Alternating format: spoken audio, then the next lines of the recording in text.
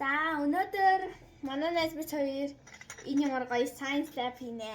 Yes, yeah. За эхлээд байна штэ. Эхлээд өнөөдөр бол миний хамгийн анхны сурал бичлэгүүдийн нэг байгаа. Тэгээ би сурал бичлэгээ эхлүүлэхийн тулд энийгээ би science lab гэж нэрлэе. Эхлээд энийх дээр нь болохоор би энэ удаа ийм шиг ашиглаж байна. Тэгээд тэрэнд бол урт нарийнхан халбах хэрэгтэй байгаа. Тэгээд бас ингээд өнгө гаргах юм хөвөндөө юм хэрэгтэй байгаа. За тэгээд нэг зүгээр ойролцоогоор ийм их ус хэрэгтэй байгаа.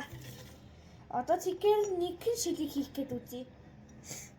За нэг шилийг хийхдээ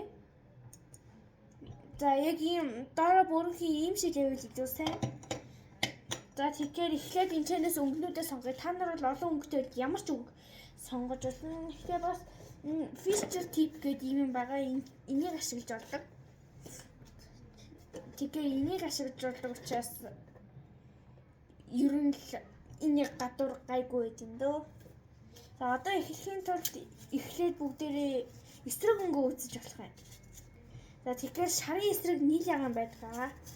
За хамтд нь ингээд тавьчихъя заа юу. Шарын эсрэг нийл ягаан. Тэгээд цэнхний эсрэг улбар шар байдаг. Тэгээд ногооны эсрэг улаан байдгаа гэд энэ өнгөнүүдийг ихлээр мэдчихье. За юун түрүүнд энэ өнгөнүүдийг холиход хүмүүс хольж болдоггүй хар өнгө гардаг гэж хэлдэг. Харин одоо тэрийг туршиж үзэх гэж байгаамаа. За эхлээд энийгээ онгоолгоод Идрүүдийг цаашаа тавиад энийг инсаа тавьчихъя.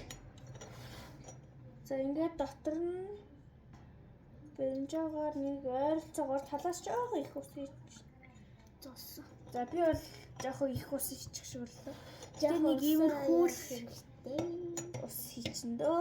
За одоо ийм ус яхад надад Fischer tip-ийн энэ хоёр эсрэг өнгө. Тэгэхээр энэ хоёрыг хийж үзнэ гэсэн үг.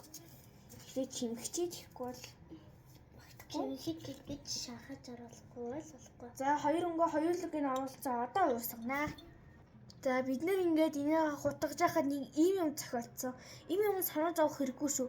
Одоо зүгээр энэ талын тагаа мөртөө энэчнээс шар туяад болж байна. Энийг тоох хэрэггүй байгаа. Одоо энийг холиолоо энэ хоёр хөвөн шиг юм нь устал.